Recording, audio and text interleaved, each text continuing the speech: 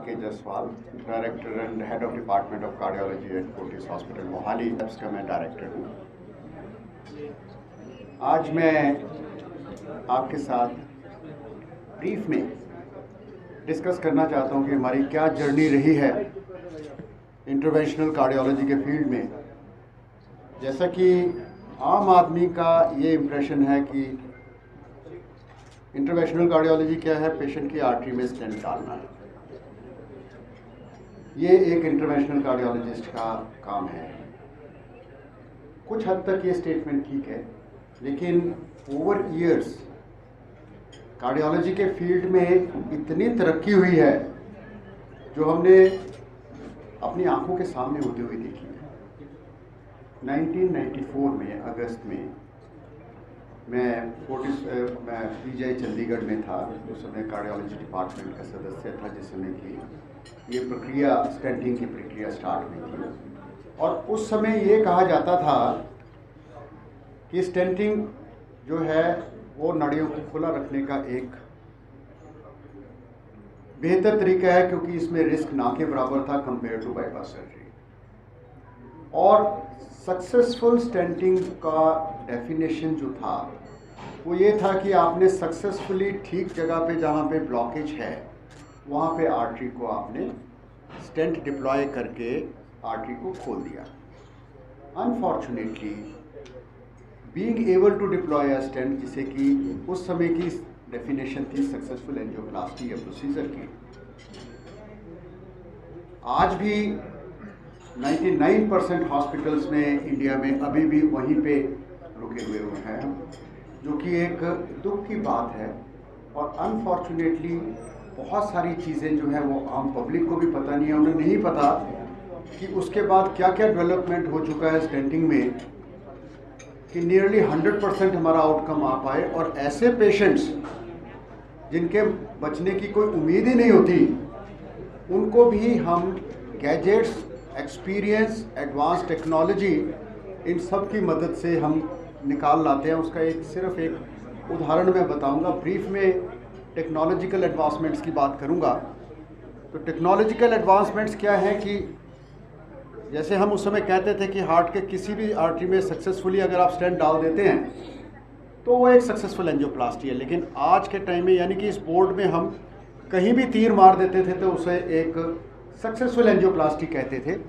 लेकिन अब हमारे क्राइटेरियाज इतने स्ट्रिक्ट हो चुके हैं कि प्रिसीजन एंजियोप्लास्टी का टाइम है कि जो भी तीर मारते हैं बिल्कुल वो सेंटर में बोर्ड में लगना चाहिए, अर्जुन की तीर की तरह।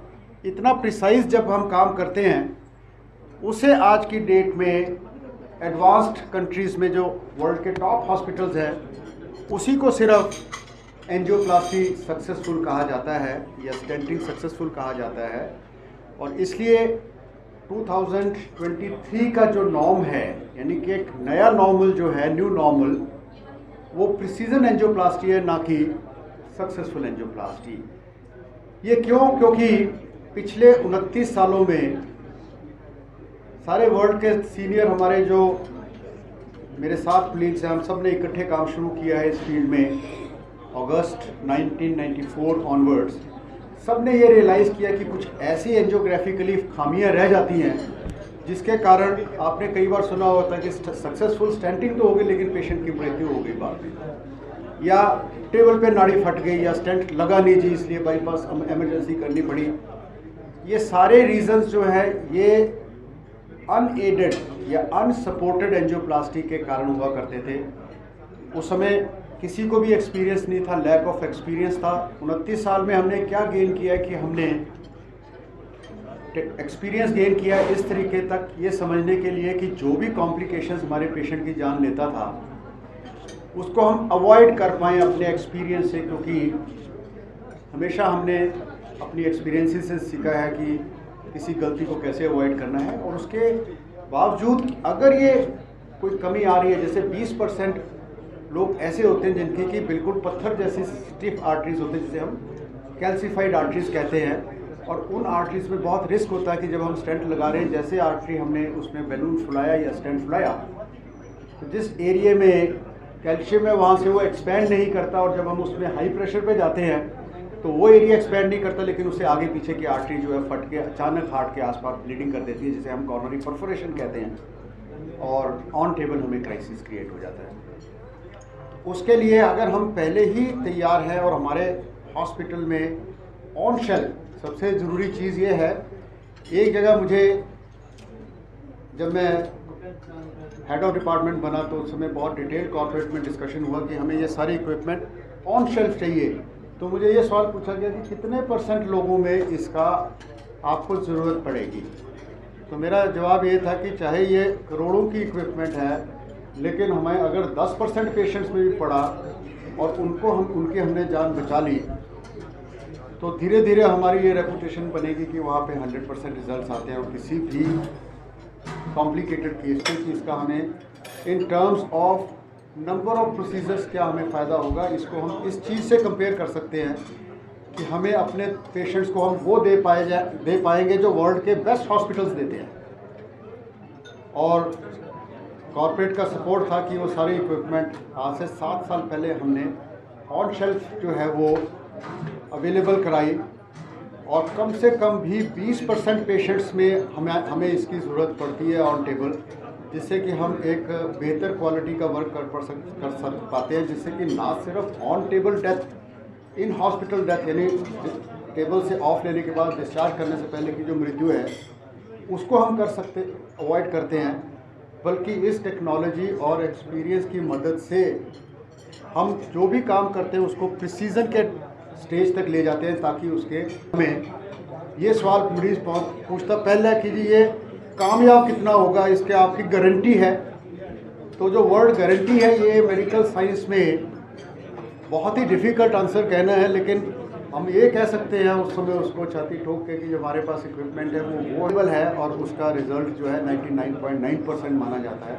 बाकी 1% जो है 0.1% जो हमें सारे वर्ल्ड के सारे डॉक्टर्स भगवान पे छोड़ते हैं। इसीलिए आपने देखा होगा जब हम पेशेंट को प्रिस्क्रिप्शन देते हैं तो उसमें RJ लिखा होता है हमने बिफोर स्टार्टिंग, और उसका मतलब होता है recipe Jupiter. Jupiter is God of medicine से हम प्रे करते हैं कि I treat him you cure him.